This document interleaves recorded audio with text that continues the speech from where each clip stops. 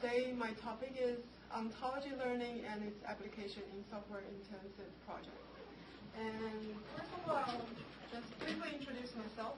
I come from China, and my hometown is a city called Xi'an. It's one of the ancient capital of China. And after that, I finished my bachelor and master degree in Xianjiang University, and I went to Japan and lived in Yokohama for 3 years and worked as a researcher in the Fuji Xerox research. Then I moved to Chicago and I started my PhD, and it's my 4th year. I'm working with Dr. Kuyan Huang in the area of software traceability, and all the time after that you will hear about my research. And this is today's content. I'll give you a brief introduction about the background, and I will talk more detail about my current project about ontology learning from the TraceLinks.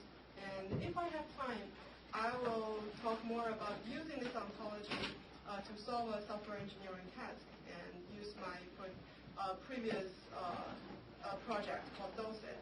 And that's it. I'll conclude my presentation tonight.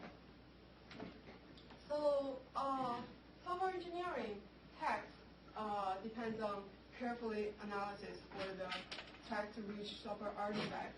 For example, the software requirements, the design specifications, source code, and documents. But for all of the software-intensive projects, these documents are not written in a language that you can easily understand without background about this domain. They are using a lot of the domain terminologies. For example, if a coverage analysis try to say that whether this software design specification fulfills the requirement for this software, they need to understand the domain, they need to carefully review the natural language requirements, they need to understand their intent, and they need to evaluate the relations between the requirements and the design specifications. You can see that there's a lot of human intelligence input during this process. And the output for this is a software trace link between the requirement and the design specification. So software traceability is working on this area. So traceability means the ability to create and maintain this link between the software artifacts and to answer the question about this software product or your software development process. And so let's take a specific specific examples about what the trace link looks like. And this is from a domain, a medical infusion pump. And the source artifacts are the system requirements, what the system should behave. And the target artifacts are the design specifications, so what the designers want this system to perform. And for the first pair, I'll read them. The source is the PCA pump shall maintain an electronic event log to record each action taken by the pump, and each event says of its environment. And the target is the event logger thread records all actions and events for later review or audit. So in this case, the task is a little bit easy, and you can understand them by compare these common terms. For example, the event log. For example, the record. For example, the actions or the event.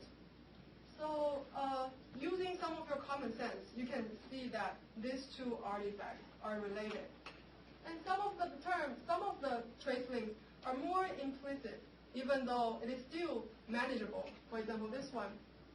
The only common terms between the source and targets are the log. One of them says that the log entry should have a timestamp with its time of occurrence. And the other says that the logger thread records all actions or events for later review or audit. You can reason about it that maybe you want to audit the event for later. That's when you need a timestamp for the actions. So for some of the domains, without the intensive domain knowledge, you can still do this job with some intelligence or common sense.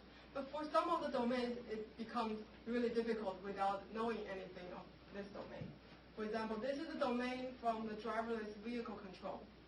And while just the terminologies may already make you not want to understand what it means. The highway wayside segment will monitor signal, roadwork directive, and hazard directive information from field device and a related system design artifact that they state.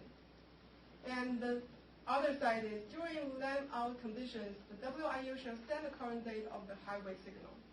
So you would need to know that the highway wayside segment can be acronymed as WIU. And you also need to know that current state of the highway signal is represented by data and other part of the domain knowledge. Also, I will not say them right now, but these all pieces of knowledge you need to master until you can generate a link here. And also you need to reason about them in order to establish the link. So what we are thinking that the humans, when they are creating this link, they filled all this knowledge through the link. If we have that link, can we reconstruct to some extent the knowledge that people already input in this link and use it later for establish more trace links or answer some other questions about this domain? So this is what my research about. I'm going to use these trace links to construct the domain knowledge, and later it can be applied to create more trace links and even explain the trace links to the user why the system uses knowledge, thinks there is a trace link between them. So how can I represent this knowledge? I use the term ontology, and it is a wild used term in both philosophy and computer science nowadays to represent the knowledge. So in philosophy, it is a study of the nature of being, becoming, existence, or reality, as well as the basic category of being and their relations. So in computer science, it is borrowed from this definition, and by the Thomas Gruber, this is the famous definition using in the computer science domain, is that an explicit specification of conceptualization. So let's look closely about this definition here. What do you think is a conceptualization? So for the knowledge of the domain, it probably can be represented as these layers. So on the bottom, you have the terms, the phrases that are the building blocks of your knowledge. And upon them, you maybe group them by synonyms. And you can abstract them to concepts. And the concepts might for the hierarchies, the taxonomies of these concepts. And even more than that, not only taxonomy, the hierarchical relations, they are connected to by other different relations to form a network of these domain terms. And these relations will have hierarchy too. And even upon that, the axiom schemas might make you to reason about these relations. So there's some examples. For example, the building block are the terms, river, country, nation, city, capital. And the synonyms, you can say that a country and nations are synonyms. And the concepts are, I'm not familiar with this language, but the concepts are the relations between some of the terms, and they can be grouped together, make you reason about the relations. And there is another concept, hierarchy. For example, the city, capital is a city, and the city is a geopolitical entity. So I'm saying that I don't understand this. The bottom third here is because it's using a specification, and this is not using a natural language, and I'm not familiar with the specification, so I cannot read it. There's a lot of different forms you can you can write your knowledge, and I'm using a language called L. It's the web ontology language, and you can use the other things as long as it's unified within the group. You want to share this knowledge, and it's readable by the computer, that the computer later can use it for your purpose. So there's two key components of the ontology definition. One is the conceptualization, the other is explicit specification. So for my research project, this project, I'm not going to focus on top of them. Actually, these are not focused by a lot of research in the area of ontology learning because, first of all, they are very difficult. And second of all, the bottom part are the predicate, are the precursor that you need to build well first in order to reason about their later relations. So this is the solutions that I proposed for building ontology for the software engineering domain, and they compose a series of methods, and they are working as a hierarchical flow, and the most top ones are the cold start approach. Let's say that in the beginning of your project, you don't have any trace link. You only have the domain document, what you want to learn from this domain document. And later, if you already have some human input about trace links, what you can do now. And eventually, what users need to involve in this process, because ontology, in all of the research, what I've seen, they don't want to get over a human because it's human intelligent input. You can give enough support, but you cannot get over of them. So in my approach, I don't intend to exclude them either. I want them input to scrutinize the final result and organize the facts into a coherent ontology. So this is the system overview. And the input, as I just mentioned, it contains the domain documents, the software artifacts, and the trace links. And in the middle part are the different components that I'm going to try to learn the domain facts in order to create ontology. And the bottom is what the user play a role and how they organize the output of the system and make it to ontology. So for the cold start part, the trace link is not available yet, and you use the domain document and use a module called lexicon syntactic pattern extractor to learn the knowledge. So I'll start with this. So this is my target domain. There are three domains for my project. The driverless vehicle control I just showed you before. And the third one is medical infusion pump. I also showed you two examples. And in the middle is electronic health records. And they range from the big complex domain. The driverless vehicle control have more than 400 documents, and the trace links are, one side is 33 and the other side is nearly 300. And the other two are relatively small sized, and let's see what their performances are after I introduce my method. So I don't know whether natural language processing is covered already in these courses or not, but I'm using this sentence parser. I will just briefly introduce it. These are several concepts used in the parser. The syntax. Syntax is used to capture the structural relations between words and phrases. It describes the constituent structure of natural language expressions. And grammars describe the syntax of a language, so it is specified for each language. And a syntactic analyzer is using assigning the syntactic structure to a string on the basis of a grammar. So the parser basically is a syntactic analyzer. If you input a string, it will output the results based on the grammar. So this is an example that using a parser developed by Stanford. And the input is the wayside segment shall transmit wayside statement message to automobile segment. And the output will be like the parsed tree. It's a tree structure, and the compositional relations between the nodes are shown here. And each node will assign a specific label to it.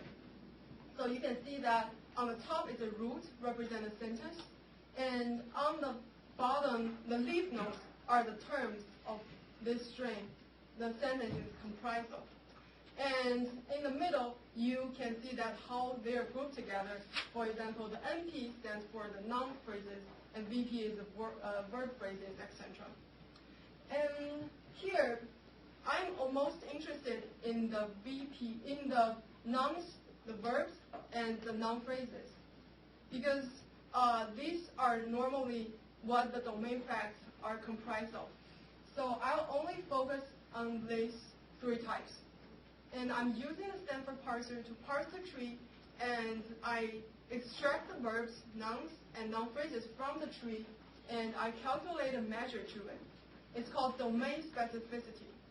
And domain specificity basically is comparing the distribution of the terms in your corpus, your target domain corpus, and to a general corpus. A corpus is just a collection of documents. So the general corpus might be, some of the organizations provide you the general corpus comprised of magazines or articles from the web. They basically cover the different kind of, they're not domain specific, they're just what daily use. And your domain documents will form you a domain corpus. So you calculate the domain specificity, and if the value is big, it means that the term or phrases appears more often in your domain.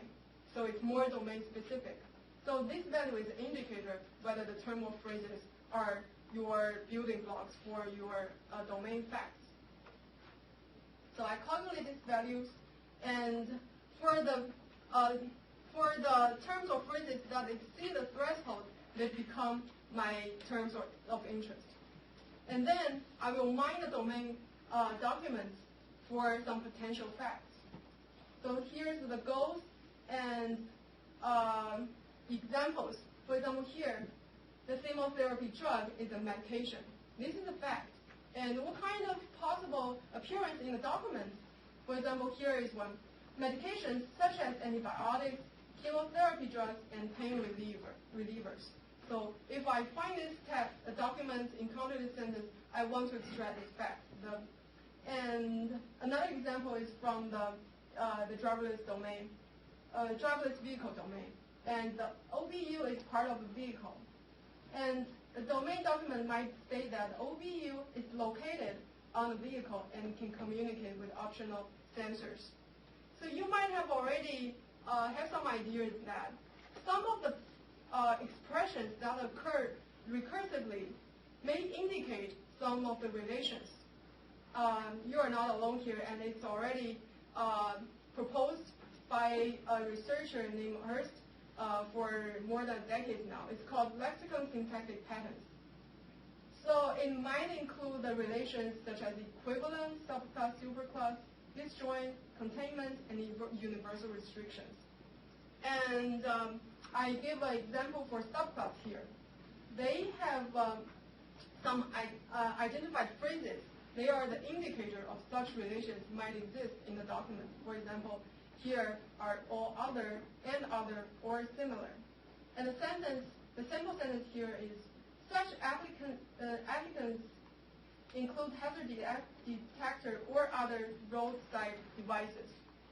So if you find these phrases and you find the domain specific terms that we extracted earlier using the domain specificity, here you go, you find a fact. So far, seems everything works fine. But not always. I'm going to tell you some of the constraints of this method right now. Because the sentence sometimes can be quite complex.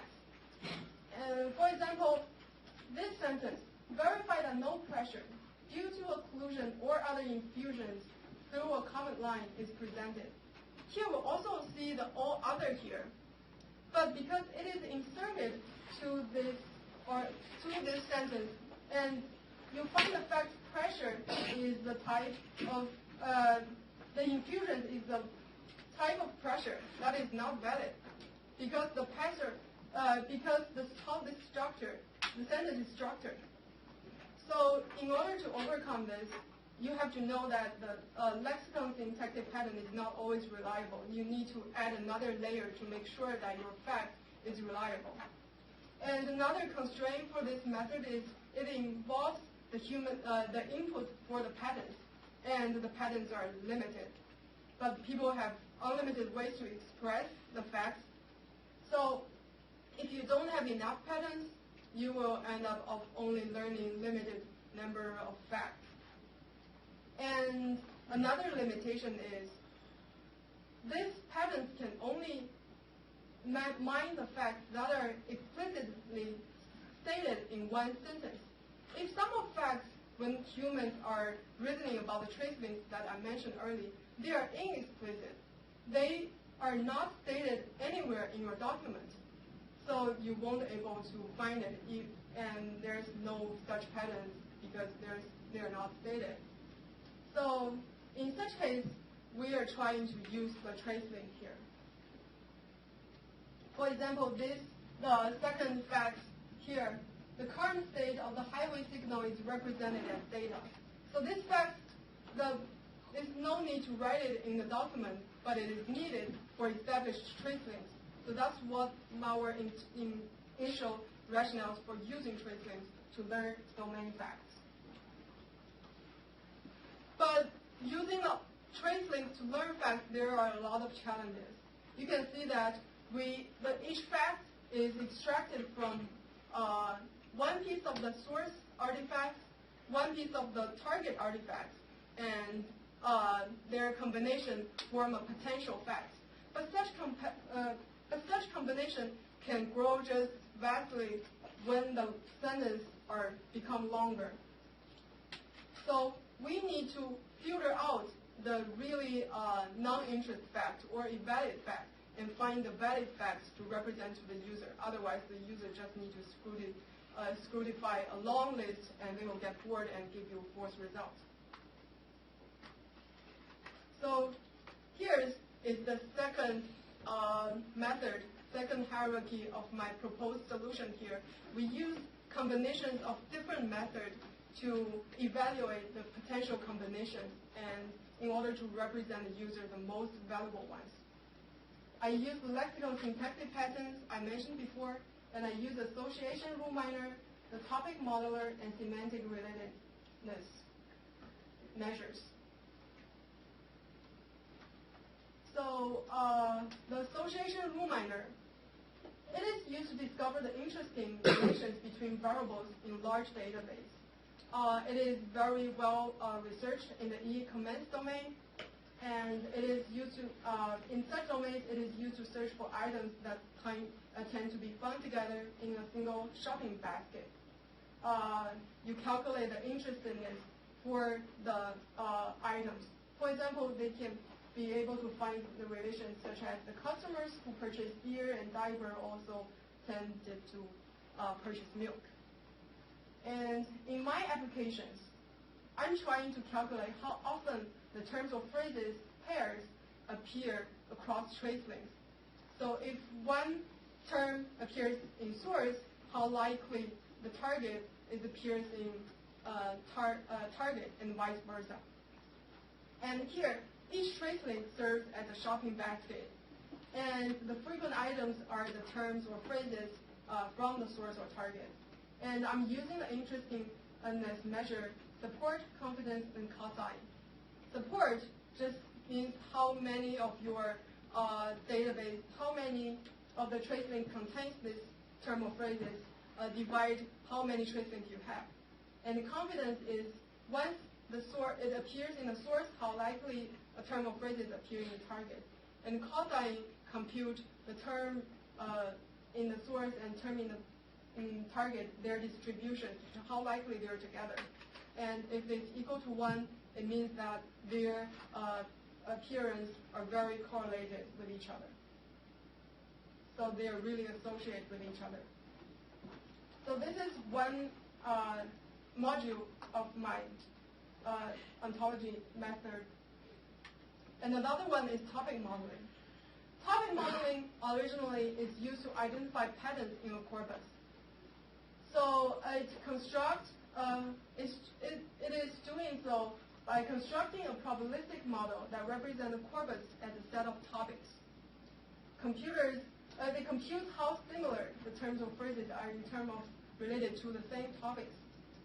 So I'm using a tool called Mallet, and it's developed by the University of Massachusetts. And you give it a domain document corpus, and you train their models, and you can get a result for like this form. So for each topic, they will have it will have the related terms as well as the corresponding weight, the probability that this term appear for in this topic. So for example, there are some snippet of the topic models. And once I have that, I can compute the term pairs in terms of their similarities in this topic space. So for example, there are 15 topics. They form a space, and each dimensions are one topic. And the probability of the terms appear in one topic become the weight of such terms in this dimension, in this topic space. For example, here, design, its probability in topic 0 is 0.069. So its weight on the dimension of topic 0 is such weight in this topic space. So by doing this, I can have this vector to represent the term or phrases, and then I calculate the cosine similarity between this pair in order to say that how similar they are in terms of representing the same topic. So this is our second evidence produced by the module of topic modeling. And I have a third module called semantic similarity. Semantic similarity meant to describe the similarities of terms or phrases based on an external lexicon database. And I'm using a lexicon database called WordNet. WordNet is a database developed, I think it's by Princeton. And, I'm sorry. Yeah, Princeton, right? You're familiar with it? Yeah. So you might know that it organized the word sense by the syntax. So it seems that it's not a word, it's a word sense. So they group this word sense together and represent a singular meaning. For example, if you search WordNet, the pump, only for the noun, it will have 3 word sense. The first one is a medical device that moves fluid or gas by press or suction, which is the same with my domain, the medical infusion pump. But it has also another 2 sense. The second one is the same with heart. The third one is a shoe. So when using WordNet, normally people will do a word sense disambiguation, and I'm also planning to do it later in my module, but currently it is not included in my module. And I'm calculating a measure between 2 terms based on their most similar word sense. So for each word sense, I will calculate the similarity measures, and I'm using the maximum.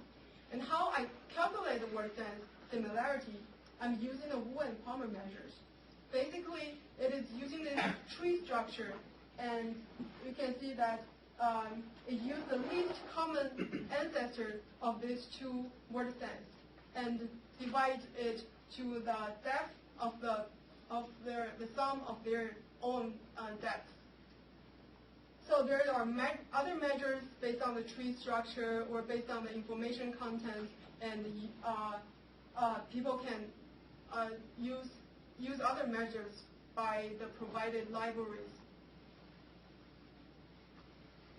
So just now I just mentioned all these three, actually including the lexicon syntactic patterns, there are 4 modules that I gather evidence about whether this pair are potential facts or not. And with all this evidence, how can I organize them together and evaluate the facts eventually? I'm using machine learning classifier. So I constrain this profile, and this profile represents the features for each of the pairs. So they either from the association rule mining or domain topic modeling or other things, and also include the features of the terms themselves. For example, how many terms it contains in the source or in the target.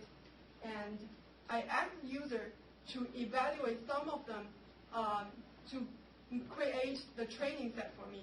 If you're familiar with the machine learning method, you might know that machine learning method requires training data in order to train this model properly, in order to apply it to future data. So I also ask the user to create a training set for me, and I trained 3 of the models, and one is J48 decision tree, and another is random forest, and another is naive Bayes. And I use the Weka API. And I calculate how effectively the domain facts miner is. I calculate the F measure, the coverage, and the candidate fact per link. So the F measure is the combination of the precision and recall. Precision is among all the returned results, how many percent they are valid. And recall is among all the valid results, how many percent you return it to the user. And F measure is the combination of these 2 measures. And so this is the winning performance of among these 3 machine learning methods, which is the random forest. So we can see that the candidate facts per link are just varies greatly. For the domains in the driverless vehicle control, it returns on average more than 7 pieces of facts. But for the medical infusion pump, it is less than 1. But it is quite intuitively, I think it's the same with your intuition here when you read examples in the beginning of my presentation. For the more complex domain, when the text is long, the potential domain facts contained in trace links are also big. So eventually, I want the users to scrutinize the valid candidate facts, and then the user can modify the relations that are suggested by the facts, by the domain facts miner. And I developed a GUI interface using C#, and the possible facts are ranked and presented to the user, and they can change it, and they can use the external tool. After they do this, they can use the external tool to organize these facts into a form of ontology. And this is just only a snippet of the sample of the ontology, what it looks like for the MIP domain. And this is created using the Protege, which is a tool developed by Stanford, and it is based on the OWL language I just mentioned. So it can, after this ontology is used, is created, what it can be used. Here I just give you 2 examples to use the ontology. The first one is project level question and answer. So in my group, there is a tool called Tiki. It supports the natural language input queries to query the trace links and artifacts for the software engineering domain. And sometimes when the terms in the queries are not directly connected to your local database, but they can be connected through the ontologies. The ontology can act as the middleware to connect the queries and the actual data in your database. Another one is Docet. Docet is used to evaluate new trace links with reasoning capacity. So you have initial trace links, you generate these ontologies. These ontologies can be used, again, in the same domain for maybe different projects or for other artifacts that you haven't established your tracing for. So, is it how long had I already talked? We started at 5:45, so we still have time if you have more. Yeah. So I think maybe we can talk more because if I go to introduce those, then maybe I'll go to another half an hour. So I don't want to bore you. So this is quite self-contained now. If you have any questions, just let's go. So how did you choose like the things you were going to test on, like the driverless car and the medication pump? How did you choose like which ones you were going to use? For the domain, how I choose this domain? For example, actually for the software traceability research, the domain, the target is really limited. The data set that we can get, because these are real software products, and normally the companies won't expose their data to us, and sometimes they don't care about your research. It's not promised to get output from it. So this is what we can get and what we can manage. And for the medical infusion pump and the electric, the second half, they're fairly easy and they're shared by the traceability community. And the first one is by our industry collaborator, actually from Siemens, and we need to sign this data disclosure form in order to get this data. And because it's complex, and we can have more interesting input for this system, so we choose that.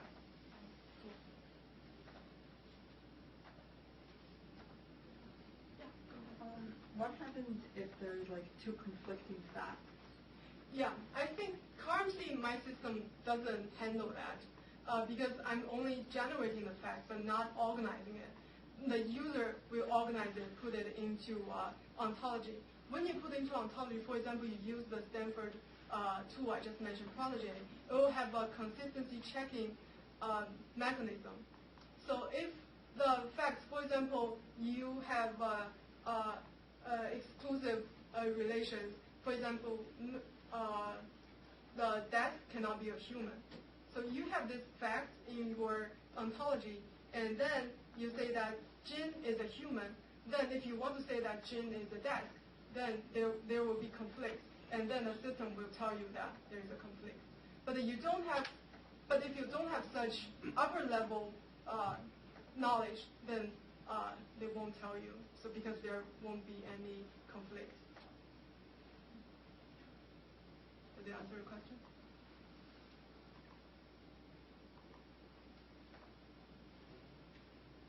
Any more questions? Out of curiosity, you probably covered this already, but how do you limit the general knowledge it tries to pull from? I'm sorry, can you say? How do you limit the general knowledge it pulls from? Like if it tries to say talk about pumps, but then it starts getting into a tangent about various different types of pumps, how would you limit that? So one way to limit that is use the domain specificity. So if the term, for example, is data or is, for example, provide, it also appears very often in the general domain, then I won't care about it. And another way is by all these measures I just mentioned. So the support, for example, it only appears in one trace link versus appear to a lot of trace links. So I'm more interested in the ones that it is appear in a lot of trace links. But there is some debate about it because if it only appears in one trace link, you cannot say that it's not a valid fact. It might still be a fact, but it just appears rarely. So we need to see more data to define how to put the bar there. But one good way is to use the tracing, use the test set. No, sorry, use the training data. If the user can provide an answer, our hypothesis is the classifier can learn how to use these measures to find what you're interested and what you're interested in is already represented as when you put the valid fact when you create the training set. Okay.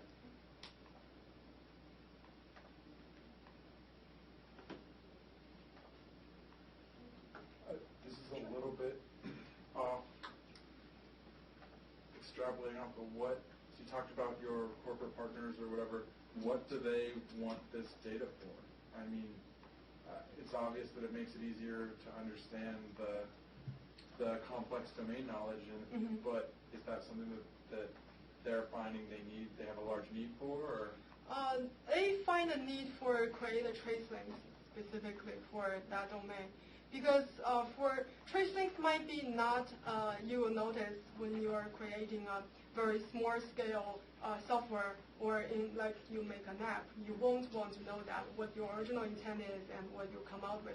But for the safety critical domain, for example, the driverless vehicle or for example, the aviation system for a plane or the project in NASA, they need this trace links. They need to make sure that their system is safe to use. There won't be any fault later when come out of your system. So they need to establish these trace links. But normally when they develop it, a lot of time the trace links are created in an ad hoc way. After you create a system and now you try to read all these documents and establish links. It's very human intensive. A lot of human effort are involved. So we need to, what we wanted to achieve from it is to provide them more support. A lot of research actually have been done on the area of trace link establishment. For example, they use the information retrieval techniques. I don't know whether it is introduced in this course, maybe a little bit. Is it? So it's like when you are searching the internet, you enter what is entered in the search query area. You compare the trace engine, the search engine compare your trace the query to the terms in the document. So it's term based. It's based on how many overlapping of your terms would be versus the document. So original the trace link establish method also borrow the information retrieval method, but the gap, as I just mentioned, when they doesn't have common terms or there's some knowledge missing. Actually, for example, the ways, even though they have some common terms, but the semantics are different. For example, the source says that I need to send this knowledge to you, and the other one says that I need to receive this document to you.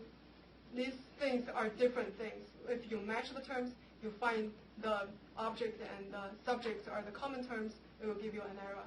So those are actually another project what I'm doing is using the ontology and using other natural language method to establish more accurate trace links.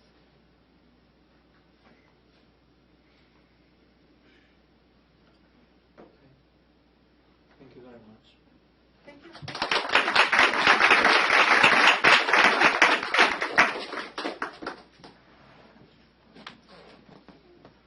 you. Yeah, thank you very much.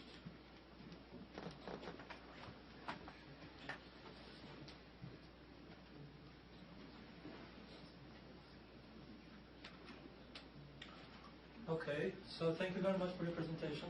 Thank you. Sorry that I usually cannot stay longer. Okay, take care. So I'm trying to present recommender systems, and I will kind of explain the basic techniques that we use in this area, and then finally, when I describe the whole the basic techniques that used in recommender systems, I will shortly describe my PhD idea that we are working on. So first, we will talk about what exactly is a recommender system and the techniques that we use in this research area. The two of the most famous techniques are collaborative filtering and content-based recommender systems. And then we will talk about some problems that we have in recommender systems, and then we will discuss the research area that I am working on, and then we have some conclusions. So, what is exactly a recommender system? So I think the name is kind of self-descriptive. It's the system that recommends something. So what is, I mean, it can recommend everything. It could be about items, it can be movies, it could be papers, it could be music, it could be everything. So everything that users are looking for, and it's hard to find what exactly they are looking for because there are many possibilities. So in these situations, we use these systems to help users what exactly they are looking for.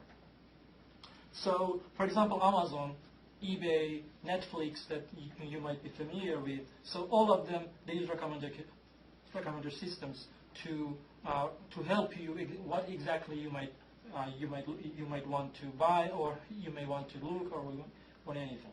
So it is proved that they increase the sale because usually when you find what exactly you're looking for, it is more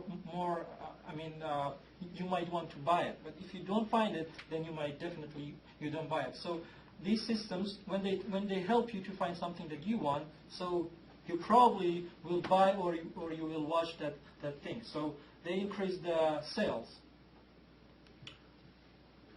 As I also mentioned, so we have two very famous techniques, collaborative filtering, or we can also call it social filtering because we use the information from other people, and also content-based filtering.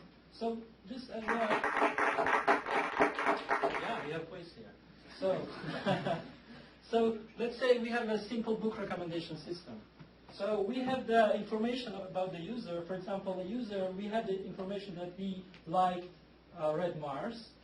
He didn't like Foundation. He liked Jurassic Park. He didn't like Housework. He liked this one.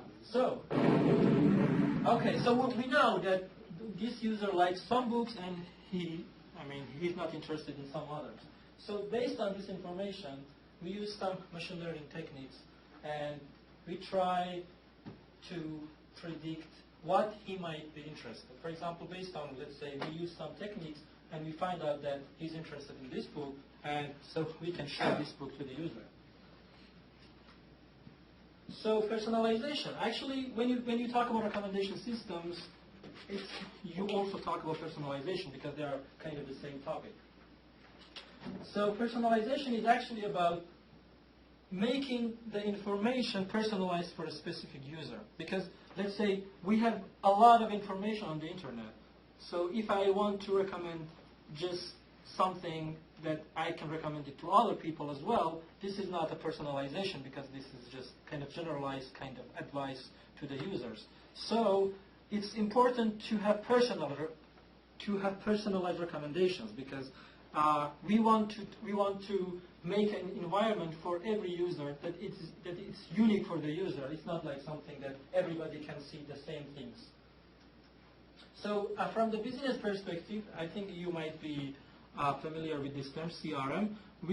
They kind of think about personalization as a kind of part of the CRM because it's all about users' behavior. So how can we use machine learning techniques?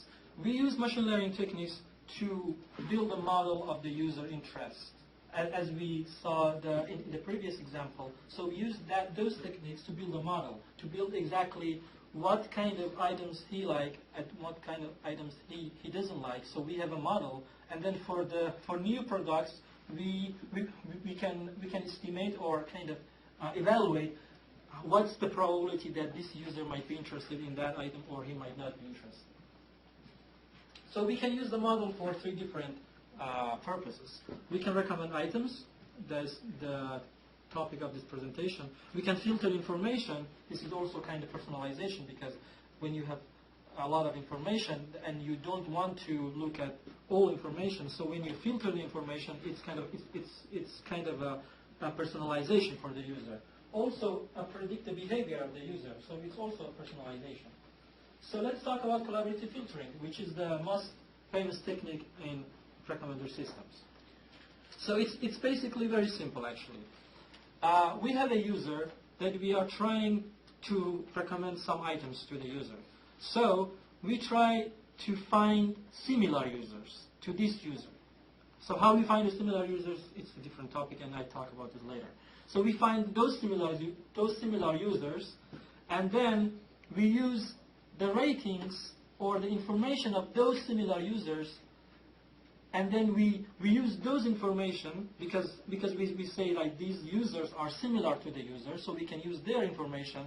So let's say they like something, so I can say, okay, because they like something, because the users that they are similar to you, they like this, so you might also like this. So the basic idea is very simple. But and it's really easy to implement, so a lot of commercial recommendation systems, they actually use this technique because it's really easy to implement. You just need the matrix of the ratings, let's say user, item, and their kind of ratings. For example, Amazon used this technique for making recommendations. And I think in this picture you will find out what exactly is happening. So we have a user here, and actually, yes, now it's better. So we have a user, and we have some ratings for this user. Let's say we have items from A to Z. We have 26 items. And for each item, we have some ratings from the user. So we have also another users in the system. We try to find similar users to this user, which I think is the left side and the right side. So these are similar users because their ratings are they are rated the same items, and basically so they have the similar taste. And then based on these users, we can see that, so these are the ratings of the left user and the right user. We can see that for example, item C is rated by this user, but is not rated for this user. So can we recommend item C to this user? I think we can, because it is rated highly by this user, which was similar to the user that I'm trying to recommend something. So C, it is rated high because the scale is from 1 to 10. So 8 is kind of a good rating. So I can recommend C to my user. And if you have any question, even during the presentation, feel free to ask, because I think the goal is to learn something. So anytime that you didn't understand anything, just please ask a question. So, okay, as I said before, we find similar users, and also we should think about how similar each of them are to our user. For example, we find 10 similar users, but they are not exactly as similar as others. For example, some of them, they might be 80% similar, some of them they might be 70 or 50. So we kind of have a weighted similarity, because we need to use this weight as the prediction for our item that I will discuss later. And also we need to normalize the ratings. Why, actually? This is really important. Because some users, they kind of rate high. Even, for example, they don't really like something, but they just give 4 or 5 out of 5, But some users, they are hard. Even if they love something, they don't give 5. They just give 4 or sometimes 3.5. So the ratings should be normalized, because we want to have a consistent system. We don't want to kind of differentiate between some users that they are hard, they don't give really high ratings, and between other users. So we want to have a consistent system. For doing so, we normalize the ratings so that every user has the same scale of the ratings. Question. Yes, sure. How do they deal with clustering and outliers? Because if you look at this, there would be a lot of clusters of groups that have similar interests, and then you would almost always in these type of data sets, you would have outliers. Exactly. How would you handle those situations? Well, I mean, for outlier detection, they might use the same techniques that they use in, for example, like data mining techniques. So there are many techniques for doing that. Also, in this specific area, recommendation systems, there are actually, it was a very good question, because there are really some research areas on this topic that they deal with these situations. For example, we have a concept called shilling attack. So it is about some users, or for example, some companies that they are they are not really good with a specific company, so they just go and attack the system, and they rate some items really low, so that it's not good for that company. So there are some techniques that they can detect these situations, which is not which is not about my topic. But there are some papers that they are dealing with this situation. So if you can search later about shielding attacks specifically, they actually talk about these kind of situations.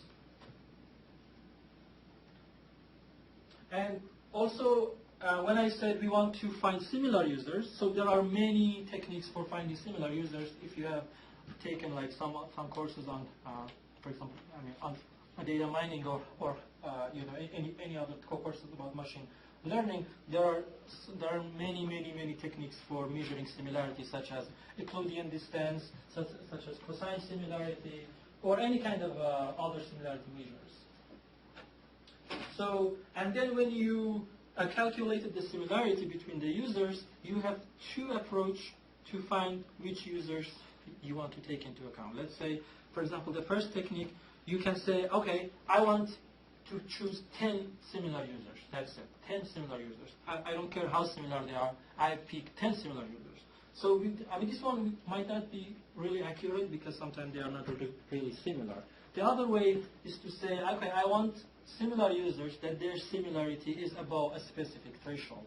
Let's say it's like 90% or 80%. So I'm just taking those users into account in my considerations. And then once I found everything, similar users, then I can predict for a specific user, for user A, the prediction for a specific item. How? These are my similar users from U to the N. So I have N similar users, and these are their ratings from user that is similar to my user to this item that I'm trying to predict the rating for. So, and then this is, as I mentioned, is kind of regularization because this is the average rating for a specific user. So when when I subtract the average from their rating, I'm kind of normalize the rating because I don't want to take into account how hard or easy a person is. So I kind of normalize the rating here. So and then I multiply this rating to the how similar this user is to my target user. After I do all of this calculation, I will have a number. I will have a, for example, if the scale is from 1 to 5, I will get, let's say, 4. So that means my prediction for how much user A will like item I is 4. So since, for example, 4 is a good prediction, I can recommend item I to user A.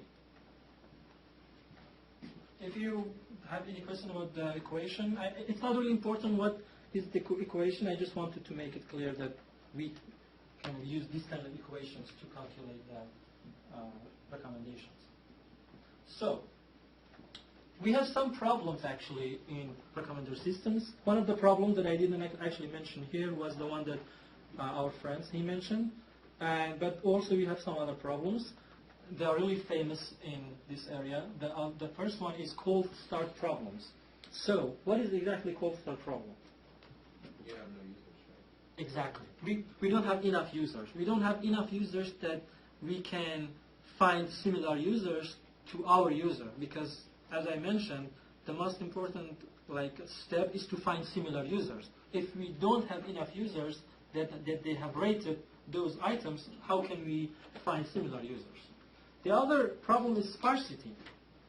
So let's say in Amazon we have millions of users and millions of items, but users probably they rate maybe 5, 6, or let's say 10 items. So we have a lot of items that we don't have any rating for. So it's like a big matrix with millions of users and millions of items that we don't have any rating for many of items. So it's very sparse actually.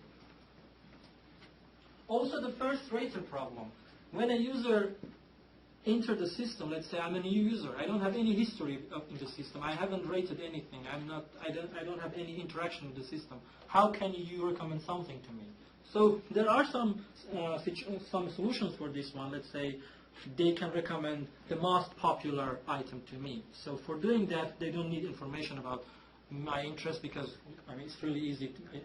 They can say, okay, this is the most popular, so this can be useful for you, but this is not personalized, as I mentioned before. When you just show me the most popular, it's not personalized. And also the popularity bias.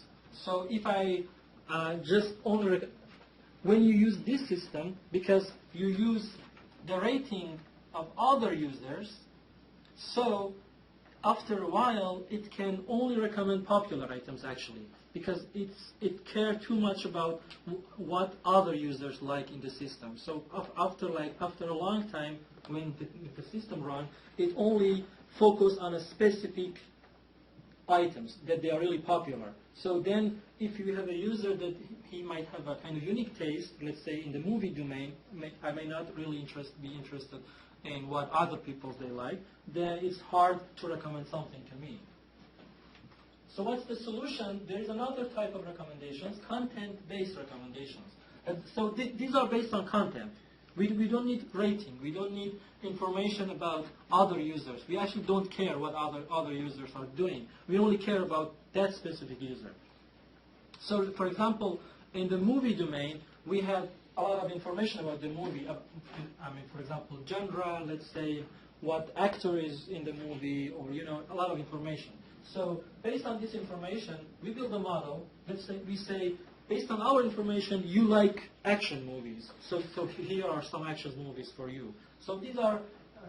So for doing that, we don't need we don't need the information about other users. We just need information about you. That's it. So as I said, with a content-based approach, we don't need the data about other users. So we don't have cold start problem, and also we don't have sparsity problem, because we don't care about the ratings actually. We can also recommend something to users that they have unique taste, and we can also recommend new and unpopular items, which is actually really a big problem in these systems.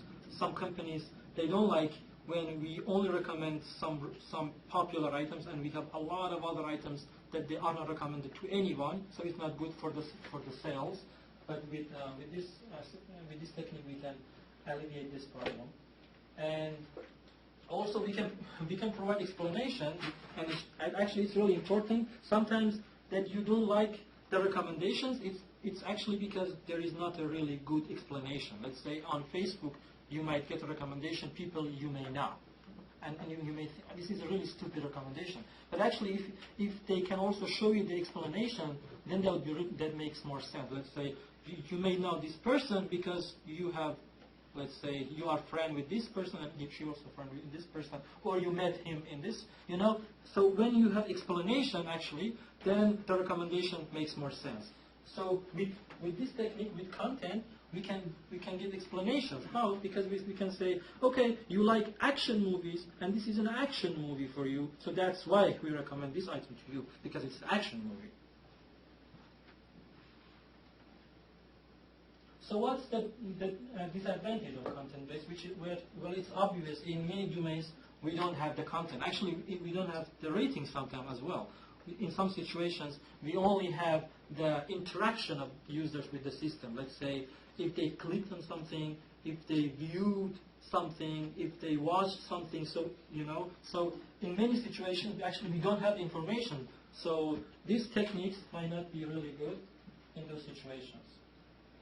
And actually also, when you don't care about other users, sometimes it's good to know information about other users, because in many situations you can explain, okay, I am showing you these because like this user and this user and this user, that they are similar to you, they also like this, and then you can say, all right, that's a good explanation. But with this technique, because we don't care about the information about other users, so we cannot do these kind of explanations.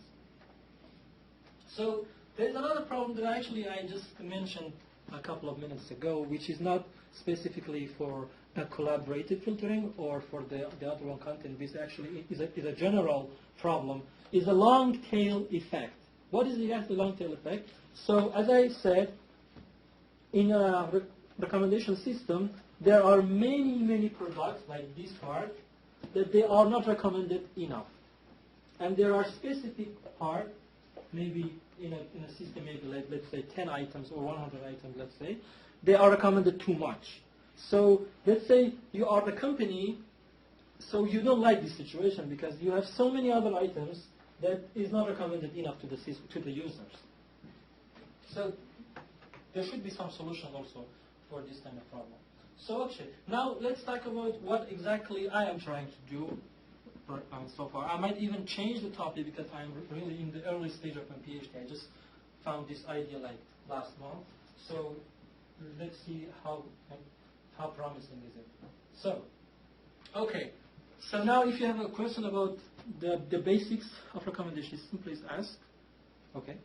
So if you use the content-based recommendation, but you don't really have much content on the user, is it a thing to like track what they've been doing off your website, like other things they've done, like on Other. like, Oh, that's a good question actually. Well, I mean, if some, legality. I think some of them they do that actually. Let's say I think Facebook and Google, I think they exchange data. I think so because sometimes I search something on Google, and then let's say I don't buy that thing, and then I get some advertisement on Facebook about that item. So I think they exchange the data, which is not really, I think about on a privacy perspective is not really good, but they do. So I think yeah, it's possible. I mean, you might do something on other domains, and other like applications they use the same data for their purposes. Google actually farms data from email, and this is well known to Amazon, who recently, well not recently, they started making it so that they only list like the first few items you bought, just so that Google doesn't get all the data from them. Oh yeah, exactly, yes. So any more questions? So okay, so now let's talk about something new. So for example, we might actually have some constraints. So what does it mean? Let's say when I want to recommend some items to some users, I not only do I care about that they should be accurate enough, that they like the items that I'm kind of recommending, there should be also some constraints. Let's say I'm only interested, let's say I'm kind of the company, so I'm only interested that you should show my items to specific users. For example, in the education, let's say Coursera, so they might be interested that you recommend their courses or items or anything to a specific kind of user population. So why it is important, let's say in that example that I mentioned, for example, in the educational or online learning, let's say they are interested when they have a class or something, they are interested that the users that they get the recommendation, for example, they might be in a specific race or a specific age range, or they should have a specific educational level, or any kind of other constraints. Or let's say in a specific period of time, we might be interested to promote a specific item more than others. Let's say, for example, now is a Christmas time and I am, let's say, for example, on a Pandora or any other applications, they might be interested to recommend some specific items more than other items. So these constraints are not answered by the like typical recommendation algorithms. So, for example, as I mentioned, we might also sometimes want to filter some users. We are not interested to show our products or our recommendations to a specific population. Or another thing, the companies, let's say, they might ask the recommender system that they want the recommender system to promote, for example, 80% of their products. So that actually solve the problem that I just mentioned about long tail effect. So when your recommender try to actually guarantee a specific percentage of the items to be shown to users, then you will not have that problem because your recommendation actually is working on the way that it should guarantee a specific percentage of the items.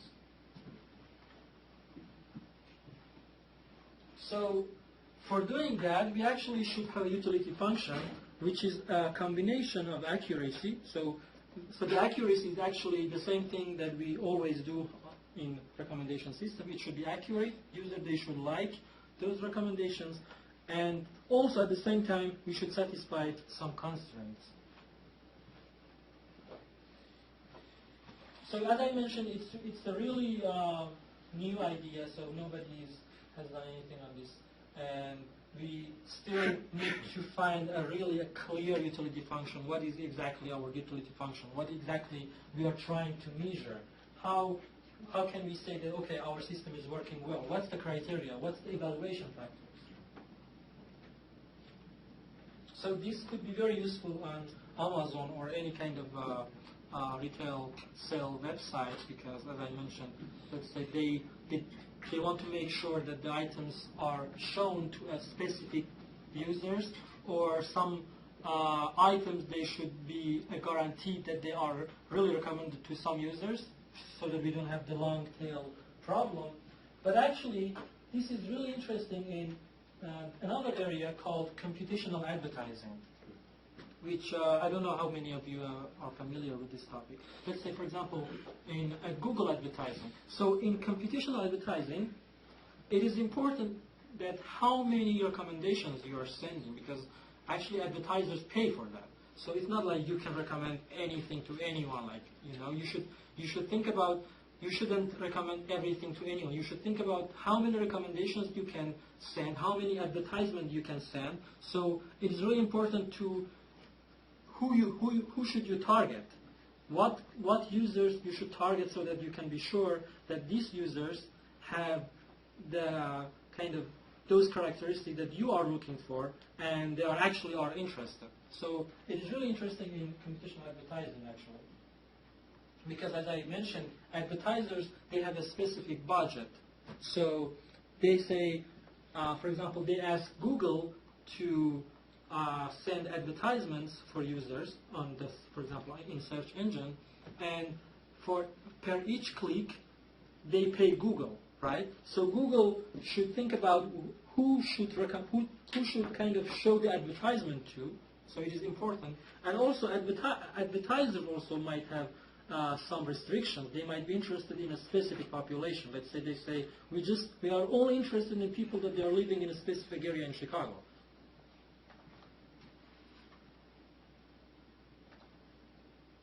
Okay, so far, this is the last slide. So we talked about recommendation systems, and I hope that you can at least learn something about like the basics, how actually they work.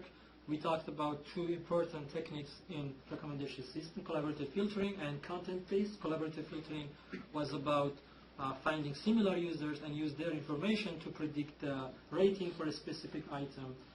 Content-based was about using the content information on items. You liked something in the past because it has this feature, so you might also be interested in this item because it has the same feature.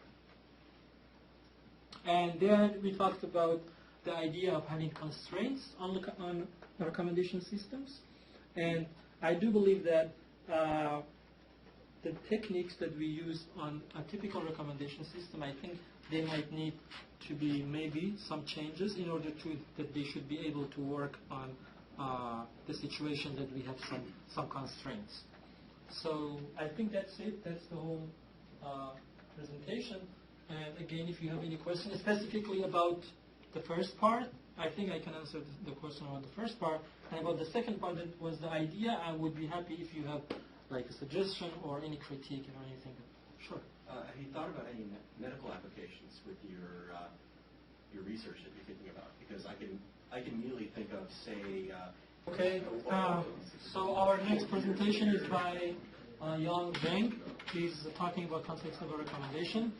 So he's doing his PhD in the recommendation system lab, and he has actually more than 20 really good papers. So please start. Hello everyone.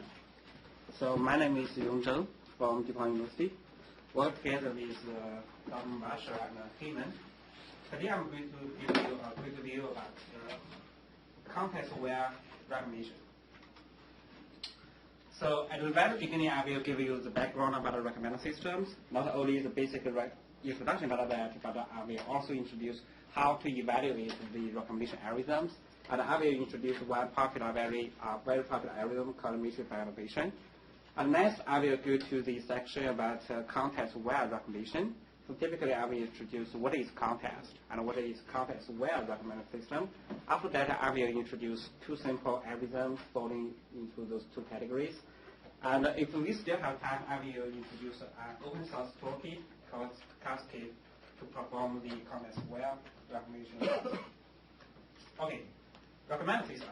So I guess Hima already introduced some kind of the background about that.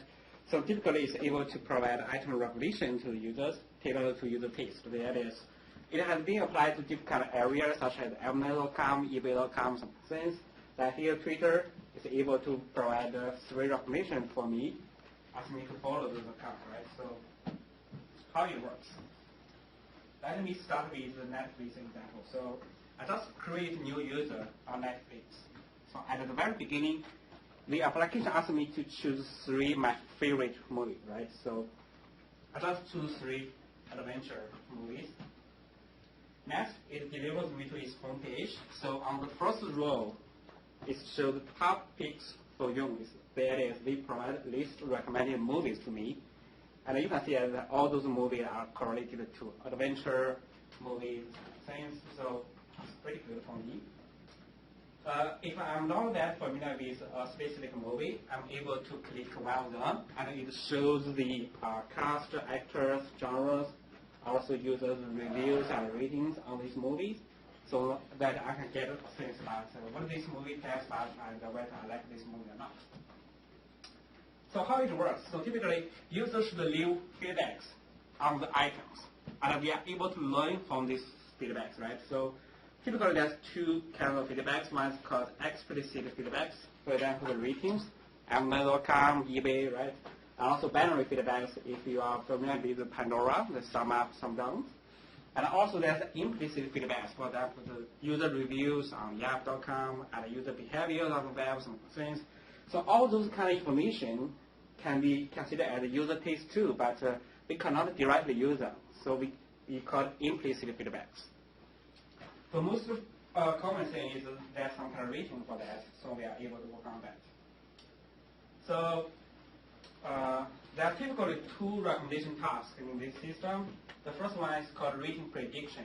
That is, for example, here we have a rating matrix, right? We have different kind of users, different items, and user leave rating of an item, right? So we split this data to a training data set and a test data set. So what is the rating prediction task? So that is, first we withhold the rating in the testing data set. We assume that we don't know user rating of these items, right? And then we try to predict the user rating of the items in the testing set by learned knowledge on the trained data set, right? So here we assume a very simple model is that our prediction for the user of the item equal to the average rating on this item. For example, we want to predict user rating of a T4, right? So we look at the other user rating on T4 in the trained data set. We don't look at the test data set, right? So T4, there's 2 ratings, 5 and 4. Whereas simply we get average rating is 4.5. So similarly, we are able to make predictions to all those entries, each user and item pairs, right? After that, we get our predictions. And then how to evaluate is good or not. So we have arrow. The idea is we already know the real rating user gives to the item. For example, is 3. And our prediction is 4.5. So we can get the error is just 1.5, right? So in this case, we can measure different kind of ways. For example, mean absolute error is just the mean average rating by aggregation those absolute errors, right? If we aggregate all those predictions errors on the testing data set, it's come to this formula. So finally, we can get the mean absolute error is 1. This means that if we provide a prediction in the testing data set by this simple model, on average, the error is 1, right? So typically, we can generate a different kind of the other models, and we compare the error. If the error is smaller, the model is better. Any questions so far? Okay. So the next task is called top-N recognition, right? So again, we have such kind of train and test data set. The task is that we want to provide top-N recommendation to each user, just like the Netflix, for example. So at the front page, we recommend about 5 or 6 movies. So it's top-N recommendation. We rank the items. So how to do that? So assume that we use same single model, right? The prediction of the item is every rating of the item, right? So we just look at user 3 of the test data set, right? In this case, we try to make predictions how user likes this movie, T1, T2, T3, T4. We make prediction on that, 4, 3.5, 4, 3.5, anyway. And then we are able to rank these items based on our predictions. For example, we rank them from the high to lower rating, T3, T1, T4, T2. It means that the top first T3, our prediction rating is 4, is highest, right? So we place this on the first position. And based on our knowledge in the test data set, we can also generate the real rank item from the test set. For example, user 3 gave T3 a 4 rating is largest. So the real ranking is T3, T2, T1. And then we are able to measure how good the model performed based on those 2 ranks. The simplest metric is called precision. So precision at n simply equal to the number of hits divided by the number of n. For example, precision at 1, so we see the first prediction is T3. Whether T3 is used likely or not, we look at the real ranking. So T3 is in this list, so it's 1 hit. So simply it's 1 divided by 1, right? If we measure the top 2, it means that T1 is relevant or not? Yeah, T1 is relevant, right? It's 2 by 2. But for the next one is T4. T4 is not relevant in this list, right? So just 2 hits divided by 3. So based on those evaluations, we are able to evaluate how good the top-N recommendation is.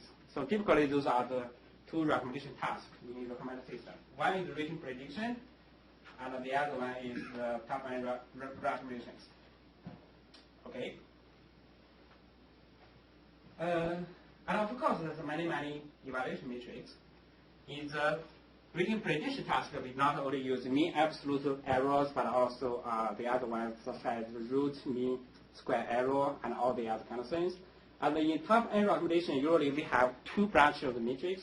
One is called relevance. So in relevance, we just measure how our prediction is relevant to the user's taste or not. But the other one is called ranking. Ranking measures the quality or the rank of the item. For example, we have all 4 items in the predictions. They are all relevant. But how good the rank is much more important. For example, we want the item on the top position is more relevant, right? For example, user give most rating on those items, right? So that's another quality metric. It's called ranking. But in the real practice, I mean, in the industry, some kind of things, we also care about some kind of business metrics. For example, retention rate, response rate, or the purchase, some kind of things.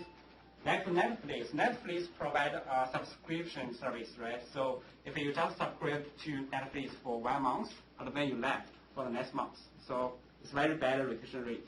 They want you to keep using Netflix service or keep using listen to music, listen to Pandora again and again. So it's very important to the industry. So previously, I introduced a very simple model. It's called average rating by the item. And next, I'm going to introduce a little bit complicated model. It's called matrix factorization, which is actually very popular in the recommender systems. So the idea is, for example, here we have 3 users and 3 movies. and user leave rating on those movies. And sometimes we don't know user rating on specific movie, right? So we try to estimate this rating matrix by this way. So this is rating R, is this matrix. The rows are users, columns are movies, right? So we try to estimate this matrix by multiplication of the two matrices. One is the user matrix, we call it P. Another is the item matrix called Q, right? So let's tell how the values are in this matrix, okay? So the P is called a user matrix. The idea is the rows are each user is equivalent to the rows in this here, right? But the columns are vectors, right? So each vector, each row in this matrix, we call it user vector. The idea is, for example, we have 5 columns here. It means that user is represented by a vector with 5 vector values. And then each column in this matrix is the movie vector. So it represents each movie, but it contains different kind of vector values, right? So all those vectors, we call it latent vectors. The idea, for example, I love some movie. For example, I love some action movies, right? So one vector would be action, the movie genre here. Also, sometimes I may prefer movies for the other kind of reason. For example, actors. I prefer some actors, right? So actor could be another vector. But the idea is there's so many influential factors in this domain that we don't know that. So we just call them latent factors. That could be 200 or 100, we don't know that, right? So this is called latent factor models. So in this one, this user vector can represent how user like these factors. For example, how I like the romantic movies, action movies, or visual actors, some things. And the movie vector can represent how this movie obtains these factors. For example, I love an action movie. And whether one movie is action movie or not, or the movie genre is close to action movie or not, right? And then the multiplication of those two vectors can indicate how user like this movie, right? So in other words, we initial some kind of the latent factors in those matrices. Those factors can be viewed as some kind of important factors why user like the movies, right? We don't know that, so we call it latent factors. So the prediction is very simple. We just, if we want to predict a user rating of the movie, we just extract the user vector first, and then extract the movie vector, and then do a dot product. We are able to capture the predicted rating in this case. So we all know that how to make prediction, but how to learn that. So matrix evaluation is learning algorithm. We initial values in those factors, but we want to learn the values in these factors. How to learn that? So recall that this is the real rating in the testing dataset, and this is rating prediction, right? So this means error, right? And here means squared error. So typically we set such kind of the objective. The idea is we want to learn the matrix P and Q to minimize the squared errors. If the error is smaller, our model is better. So, but sometimes, I mean, in the machine learning techniques, a typical problem is called overfitting. The idea is we learn those models based on a training data set too much, but it cannot be applied to the testing data set. The idea, for example, the accuracy based on a training data set is very high, but maybe apply the model to the testing data set, the accuracy goes down. It's overfitting, right? So my solution is we add a regularization term here. If you are familiar with machine learning, this is actually based on ridge regression. So the good initial fit is this one, it's still squared error. It tells us how good our prediction is. And the regularization term can elevate the overfitting problem. So finally, this is the original object reflection. But next, we add this regularization term here. This is a new loss fraction here. So we try to learn the vectors based on this loss function. So how to do that? How to learn that? So there's one optimization technique called SGD, gradient descent. I guess you have learned some kind of the search techniques in artificial intelligence, right? So for example, in this task, we want to find the global minimum here. So how to find this? So typically, I mean, if you are using search trees, you may use binary search, some other things.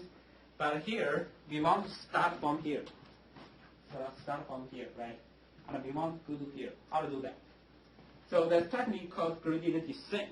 We added first. It enables us to learn which direction we should go. We should go left, go right, go up, or go down, right? So it can detect the minimum here, so we should go this way. And on the other hand, it's able to let us to learn how further we should go. For example, when we start here, we know the direction here, but if we go too fast, probably we have, go out of these points, right?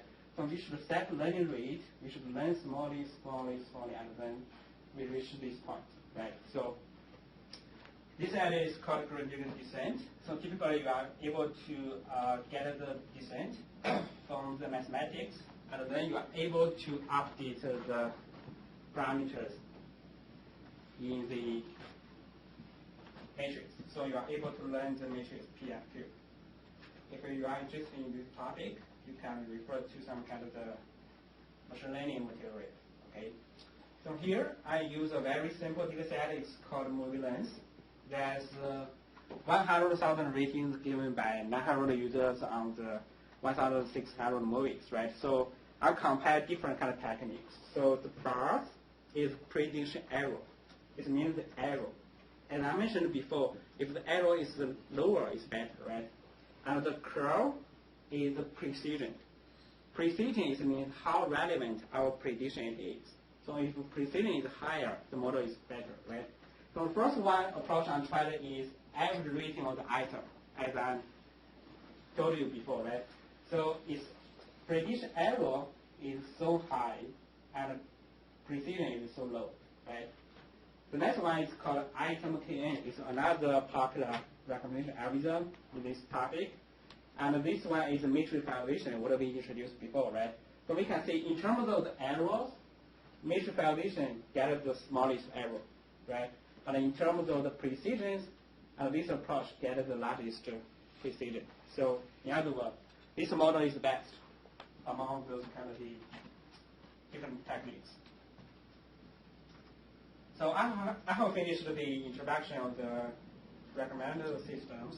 Any questions so far? Okay. I'll do next. It's called context-aware prioritization. So there is when we make a decision, actually at least there's two parts. One is rational thinking. Another one is contextual thinking. There is, for example, I'm planning to go hiking this weekend, but on Thursday I just realized it will go raining on the weekend, so I give up this plan. So the idea is rational thinking is I choose this plan based on my preference. I want to go hiking.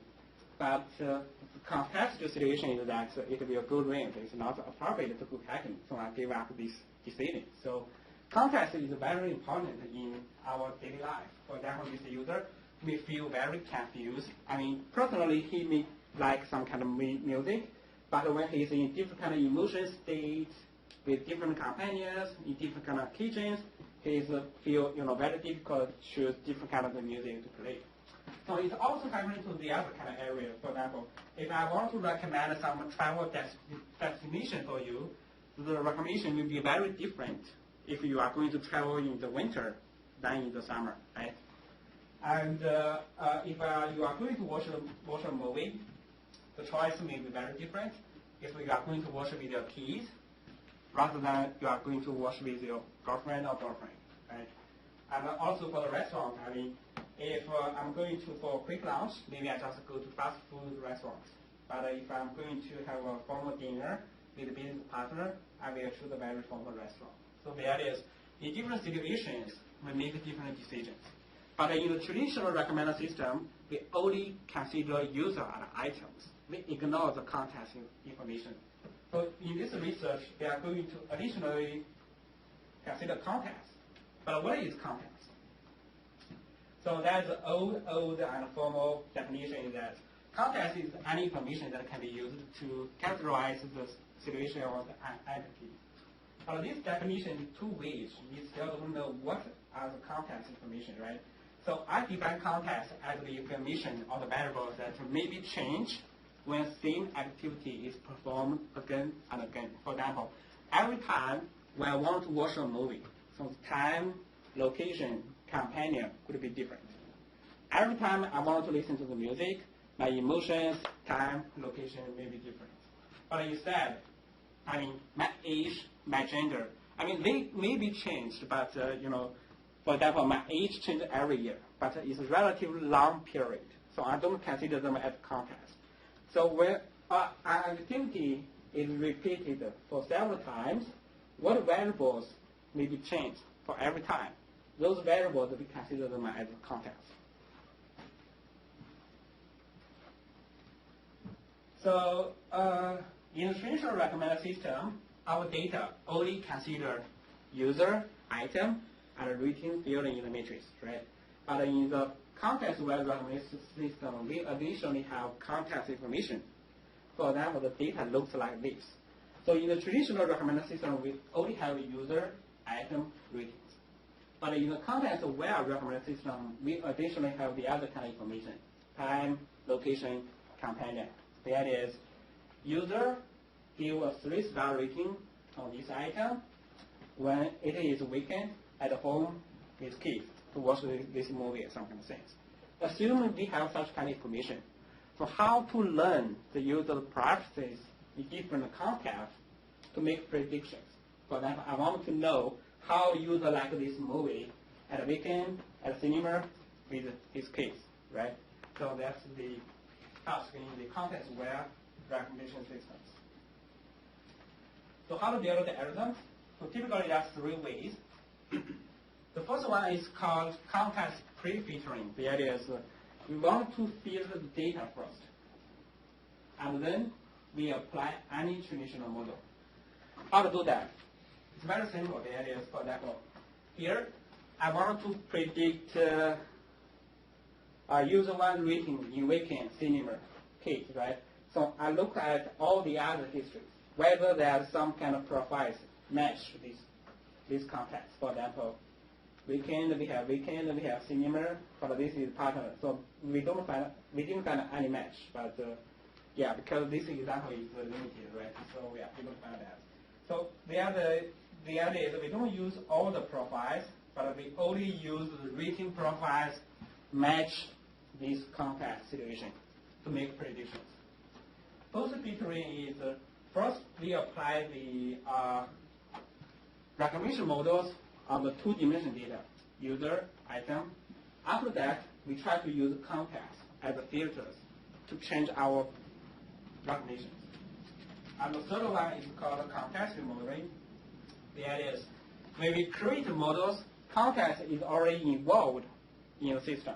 We don't need to do a pre-processing or post-processing some things, right? So during 10 years, I guess, there's many algorithms proposed in this area. Most efficient ones are the context modeling approaches, and the most simple ones are the context pre-filtering ones. But post-filtering one actually works not that good. So in this talk, I will introduce some algorithms in the pre-filtering and context modeling.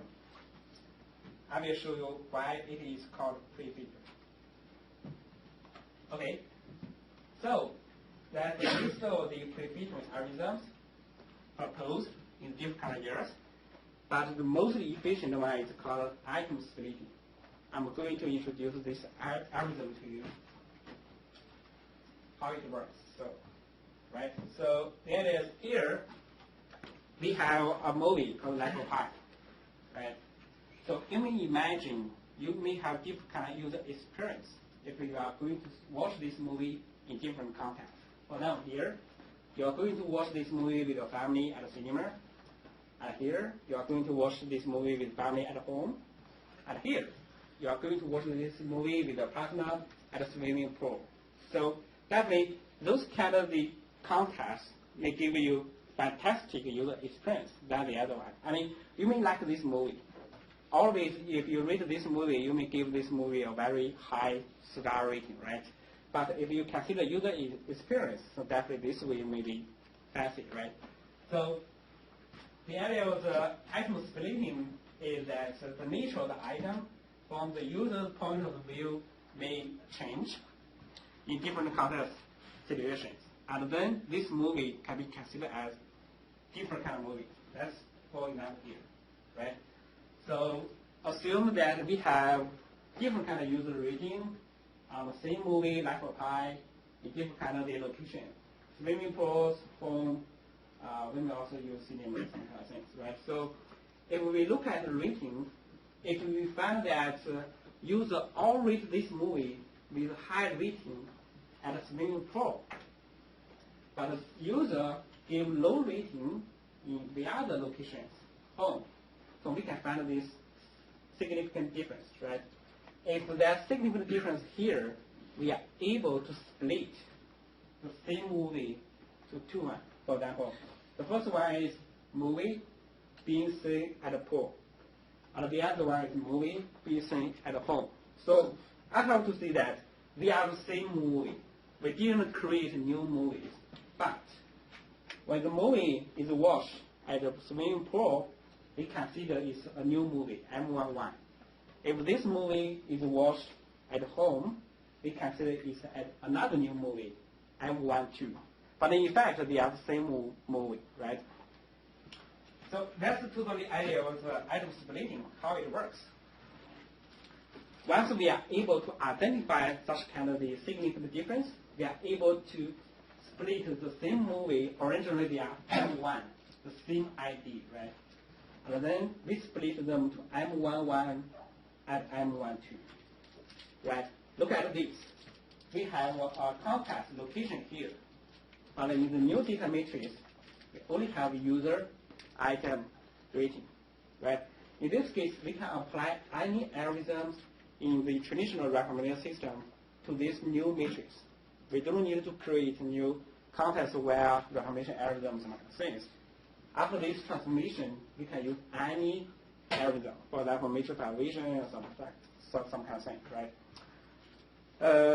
That's the whole idea of item splitting. By item splitting, the context information is fused into the item. For example, M11. Here, even if it is movie, but it's already took the context information pool, right?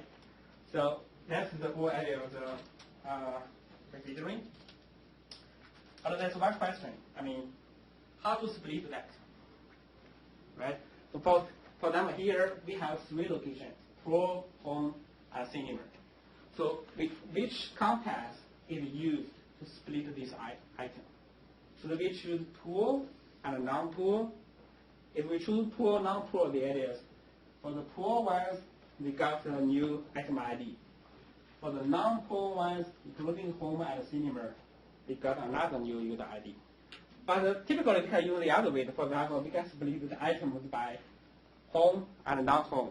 So how to choose? There's so many choices. Which context should we choose as a split, right? So in this way, actually it's very similar to the decision tree if you have learned that in the artificial intelligence. So we try to use impurity criteria to split those kind of things. So typically here I use a t-test. That is, let's assume we are going to split that pool and non-pool, right? So we split the data to two groups, ratings in the pool and ratings in the non-pool. So the t-test is employed to test whether the rating difference is statistically significant or not, right? So simply there's such convention here. The mean rating in this group minus the mean rating in the other group divided by that variance divided by the number of cases, some kind of things, right? So after the t-test, we are able to obtain a p-value If the p-value is smaller than threshold, for example, smaller than 0.05, so we have 95% confidence to say that this split is significant. I mean, the rating difference in those two situations, they are significant, right? And then we are able to get access to the t-value. T-value is impurity value. So if this value is larger, it means that this split is better. So we are able to iterate all the possible splits, for example, poor and non-poor, home and non-home, cinema and non-cinema. We try to evaluate different kind of t-values and t-values, and then we choose the largest t-value. At the meantime, the p-value should be, smaller than threshold. In this case, we are able to select the best split to split the item, right? So similarly, we are not only to split the item, but also the users. We can use similar things to split the user. For example, in the item splitting, originally user ID, item ID, T1. After splitting, we get new IDs for the item. And in the new user splitting, we keep the item unchanged, but then we split the user to different ones. And also that the UI splitting, the idea is we split the user and item at the same time. So the idea is context information will be fused to the item in item splitting. Context information will be fused to the user in the user splitting. But in the UI splitting, contexts are fused to the user and item at the same time, right? After we get this rating matrix, it's user, item, rating. So there's no context in this new rating matrix. We are able to use any traditional recognition algorithm to this new matrix to provide recognitions. Okay, so I choose context-aware restaurant data. So we have 2,309 ratings given by the 50 users and 40 restaurants. And there's two contexts here. One is time, such as weekend, weekday. Location is at home or at work, right? So we try to evaluate the different kind of ways. The first approach is called matrix valuation. The idea is we don't use any context information and simply apply the matrix valuation on the data. Next one is called item splitting, as I introduced before. And we can also apply user splitting or the UI splitting, which split the user and item at the same time, right? So in terms of prediction errors, if the error is lower, the model is better, right? So we can see the best one is the UI splitting. It's slightly better than the item splitting. Right, so that's the core idea of the pre-filtering algorithm. Any questions so far? So if you have a lot of, like, for example, context, let's say 50 context, so I mean, I think it would be very difficult to find what context you should. Oh, it's very, very easy, very, very fast. So here we have weekend, weekday, home, cinema, friend, girlfriend, family, right? So there are how many? Seven connections here. So imagine that you have many contexts. It's three actually: time, location, and company. I mean, when you have different kind of context. Yeah. If many wise, we split them by condition, not by dimensions. So that could be 7 conditions here. So in our iterations, it access all the 7 splits. Mm-hmm. Yeah. And if you just run t-test, it's very quick, fast. I tried it in a very large data set.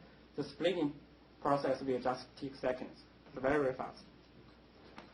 So this one actually is a very good approach because you just need the pre-processing of the data, and it's very fast. After that, you are able to apply any traditional recognition algorithm, not only the matrix valuation, but more the other kind of algorithm on the data. So it's very flexible and runs very fast. If I'm going to watch a movie, I'm going to rate only once. Then should I rate again and again? That's going to bother the user to make rating again. Okay, yeah, that's the problem in this research area. The idea is, for example, you may watch one movie and leave a rating. But it's very difficult for you to watch this movie again and leave another rating, right? So the data archive actually was collected from the surveys. It's very easy to get the data from surveys, but it's not that easy to get from the real practice. I mean, there are some kind of application I can show you here.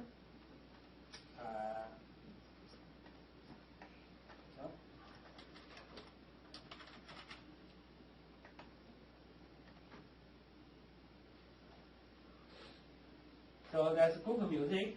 So once you open this page, we will show you different contexts here. So focusing, making dinner, unveiling some kind of things, right? For example, I want to listen to some kind of music for making dinner. So I click this one.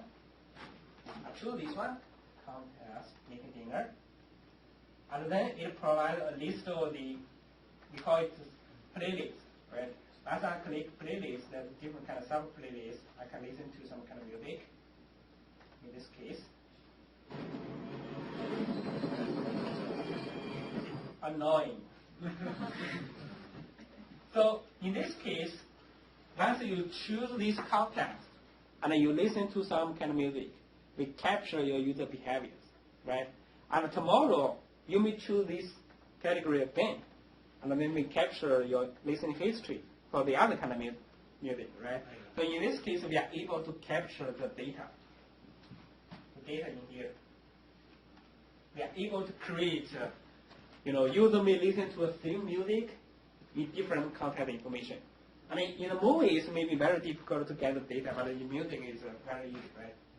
So, very good question. That's one challenge in this area. Any question? Yeah. Sure. So, like, if you, for the movie, like, locations, is that, like, something that's even trackable? Like, how would you even be able to tell where someone is watching?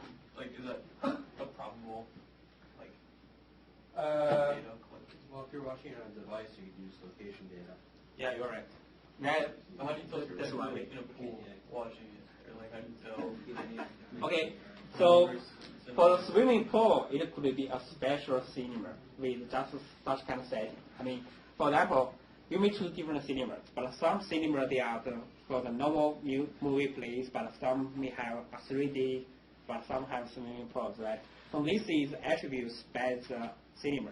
Once you choose this cinema, we are able to get such kind of information. You infer this information from the how good the cinema it is, right? And location, I mean, for example, if you are traveling and you use mobile phones, we are able to capture the GPS. And once we get a GPS, we are able to get the local time, the local weather, some kind of things.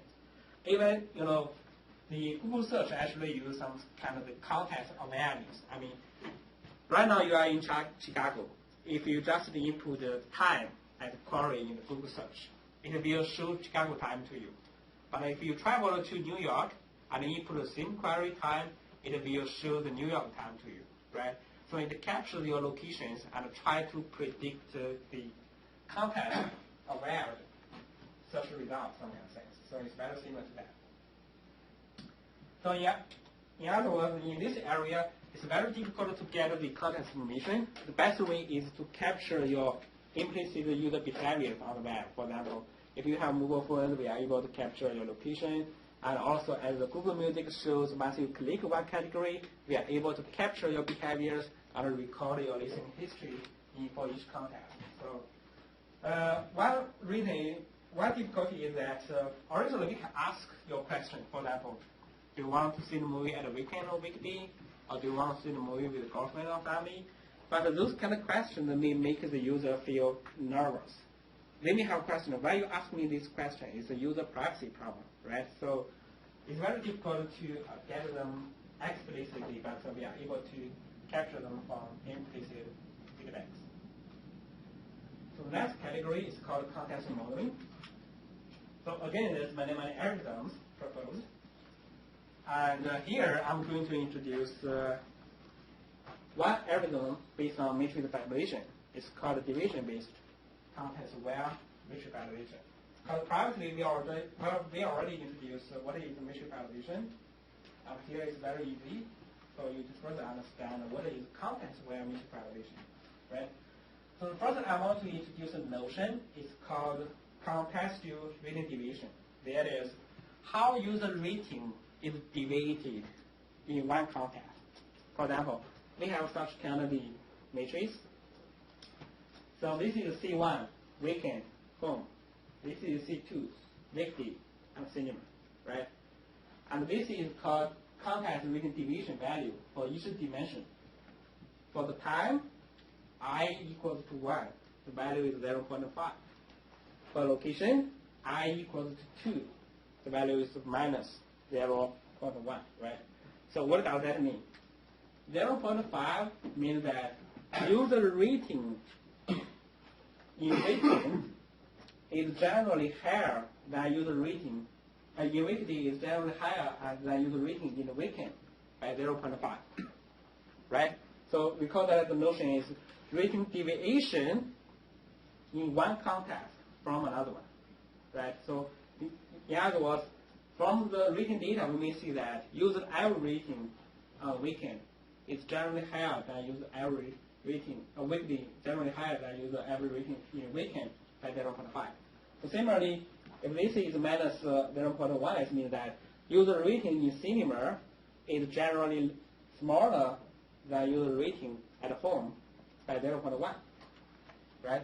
So in this case, if we know user rating at a weekend at home, for example, 5 star, and then we are able to estimate user rating in weekend at cinema, just plus 0.5 and minus 0.1, we get the prediction.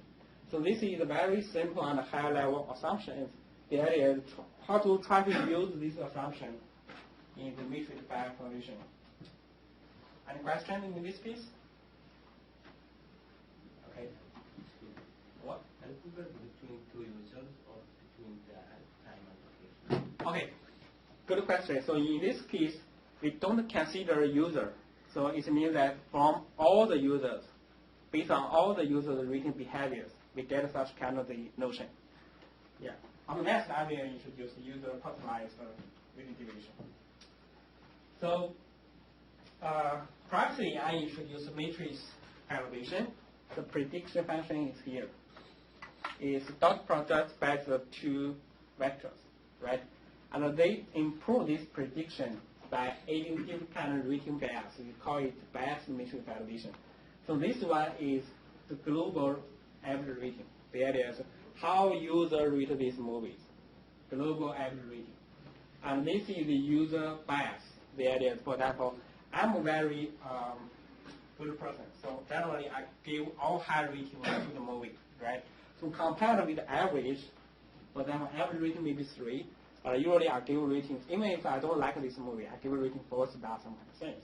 So typically, my bias is a little bit higher than the other ones, right? And the third one is item bias. The idea, for example, very famous movie like Titanic, Spider-Man, Life of Pi, everybody like it.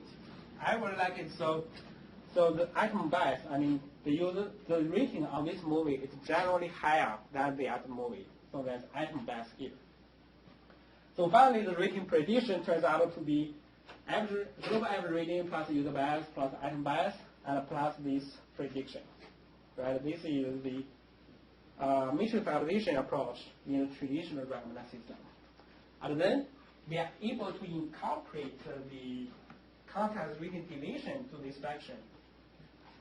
So below here, we call it context-aware matrix validation C approach. The idea is we want to make predictions on user rating on item in context C1, C2, Cn. So C1 could be time, C2 could be location, Cn could be the other kind of context information, right? So we compare those predictions. Global average, the same. User bias, the same. Item bias, the same. And this prediction is the same. But we add this context rating division in each context, right? So in other words, here, if there's only two contexts, time and location, so we just aggregate the rating division here in this model, right? So in other words, in the rating predictions, contexts are additional inputs compared with this. And then we add rating deviations in this one. For example, time, this value is 0.5. It means that if I want to see the movie at a weekend, for example, weekend, CGI equal to weekend. So this means that if I want to see the movie at a weekend, user rating is generally higher in weekend or some kind of things. So I try to incorporate this rating deviation in this prediction. So similarly, we are able to learn these values. I'm not able to calculate that. I want to learn it by the machine learning technique introduced before. Right? I want to minimize squared errors and by learning from gradient descent. So I'm able to learn the global average, user bias, item bias, rating deviations, and the matrix P and Q. And finally, we are able to calculate this prediction. So this is the simplest model. We call it context-aware matrix validation C approach. And based on this approach, as you said, we are able to create more fine-grained approaches. The first one is called context-aware matrix CU approach. There's a rating deviation here, but we assume that this rating deviation is different for different users. For example, you may like to watch movies at a weekend, so your rating deviation at a weekend is high, but I don't like to watch movies at a weekend, so my rating deviation at a weekend is low. So the rating deviation in each context could be different for different person, for different people, right? In this case, we add U as a factor here. It means that we learn rating deviation for each user. We assume that different users have different tastes in the context. Any question? So similarly, we are able to build a CI approach. The idea is we learn this rating deviation for each item. For example, this movie is appropriate to be watched at a weekend, so usually the rating is high. But the other movie is not that good. It's really short, and users watch this movie at a weekday, right? So it's not in the weekend. So the rating deviation is low in the weekend. So we try to, this one we try to learn a user personalized rating deviation. And this one we try to learn an item personalized rating deviation. So we are able to create a different kind of models. And here, again, I will use restaurant data again. So there's only two contexts, time and location. Also, I compared this result with the previous splitting approach, right? So previously, US splitting is best because the rating, if the error is the lowest, right? But if I add the three context-aware matrix valuation approaches, you can see the lowest is this one, user personalized context rating deviation. So we are able to create different models and combine them together. Any questions so far? Is there any sparsity problem in this approach? Sparsity problem?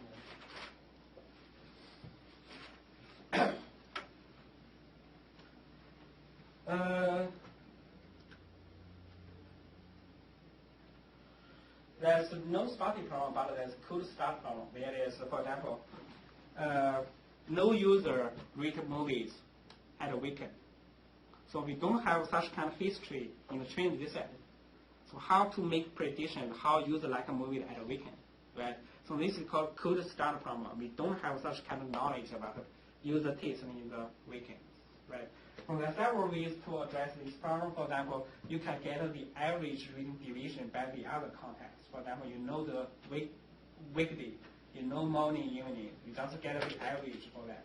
So this is one simple solution. So cold start problem is always one challenge in the recommender system. It's cannot be solved. But in this data, I mean, matrix valuation itself can elevate the data sparsity problem, right? So that's the reason why we incorporate the context division to this approach. Any question? Sure. So when you add the biases in that formula, yep. Wouldn't like the biases already reflect in the average scores? Yeah, you are right. If we are going to calculate this bias, definitely it was like you said, but I didn't calculate that. I learned that. So we just assume, you can consider it as a variable. It's not a user bias in some sense. But if we learn this variable for each user, we learn it by minimizing the prediction errors. So yeah, that's the case. Any more questions? Okay. So let's use tab. Okay, so early. So next one is Cascade. There is there's many recommendation library for traditional recommendations. So typically, they will use the data only contains user, item, and ratings. And those toolkits you may be familiar with, such as Mahomes and Landscape or some kind of sense, right? So there's many toolkits for the traditional recommendation system, but there's no library for context-aware recommendation. So I built this library last year. So this library is able to incorporate the new data, user, item, context, and with rating. And we are able to, learn from the user's knowledge and try to make predictions. So it includes some kind of the traditional recommendation algorithms, but also context-aware recommendation algorithms, such as splitting approaches, context-aware matrix evaluation, some kind of the algorithm. If you are interested, you can test this data. So since we still have time, so I'm going to show you how to use this data set, okay?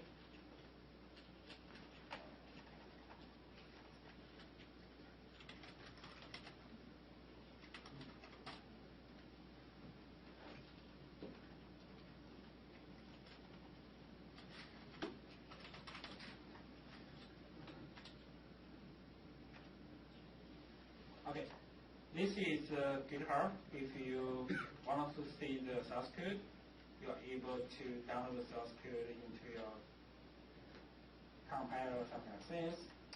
And if you just want to, use this library, you can download the Java file. So it's simply a Java library. Also, there's many public data sets, including in this library. I downloaded this data set for test. So here, I already downloaded a copy here. Right. Let me see. Okay.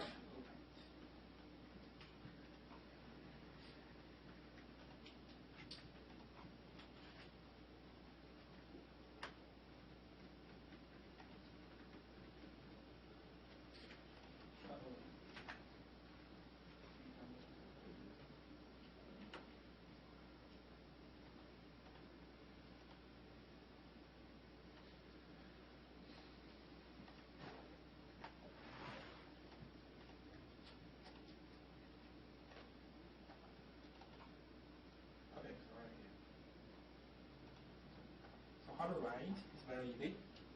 So first, let's see the data. So last year I created a data called data department. There is I try to create a service. I collect rating from the students.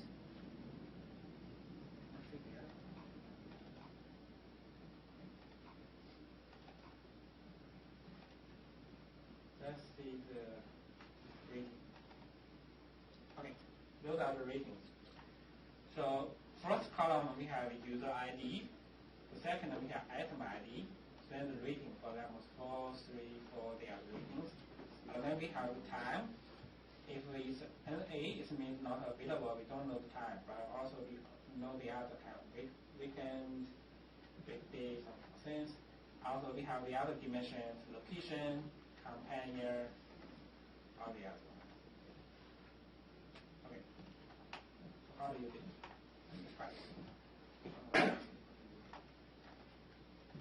Simply go to this folder, and the library is simply a jar file, but you need to configure your data first. So this is configuration file. Okay.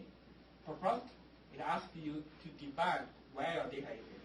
So here we use department set. The folder is here.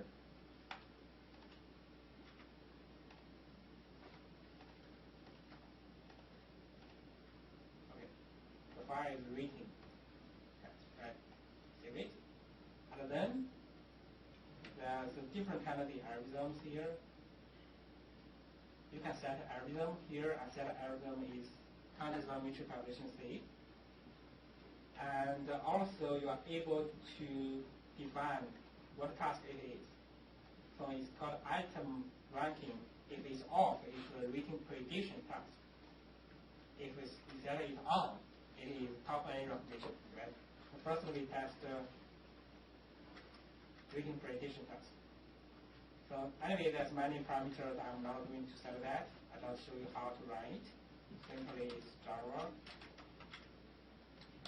I have to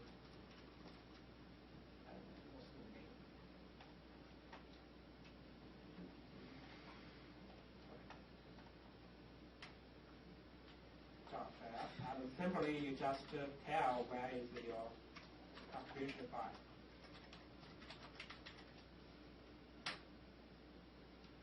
Okay, it's able to run. So the output is here. I don't know whether it's clear. For example, it shows the final result by context where visual calculation saved ME value, RMSE value, and the other rating prediction value, right? So if we want to perform a rating top N recognition task, we can simply set this as on. If we set it at 10, it means that we want to provide top 10 recognition, right? Save it and run it again. Okay. And then output here. This algorithm, this is preceding at 5, preceding at 10, recall at 5, recall at 10, and all the other matrices, right? So it's very easy. You just needed to prepare a data set and change this configuration file. You're able to run different kind of algorithms, right? So,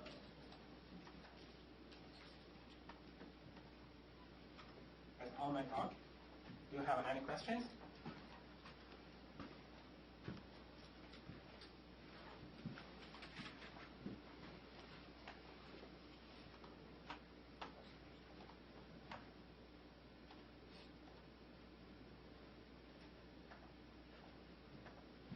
I have a question. When you were first talking about the matrix, where do the